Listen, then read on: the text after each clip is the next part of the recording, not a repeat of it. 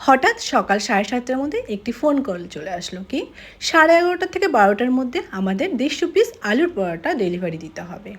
তো কি সেই মতন কাকুকে ডেকে নেওয়া হলো যে কাকু তাড়াতাড়ি চলে আসো, সকাল সকাল 150 পিস আলুর পরোটা তৈরি করতে হবে। তো কাকু চলে আসলো তাড়াতাড়ি করে, এবং একা হাতে তো 150 পিস করতে গেলে অনেক সময় লাগবে, তাই কাকুর সঙ্গে আমি কিছুটা হেল্প করলাম। হ্যাঁ, আর তার ফাঁকে ফাঁকে কিন্তু আমি ভিডিও নিতে ভুলিনি, ভিডিওটা কিন্তু আমি নিয়ে নিয়েছি যাতে আমি তোমাদের কাছে শেয়ার করতে পারি আমাদের কীরকম অর্ডার হয়।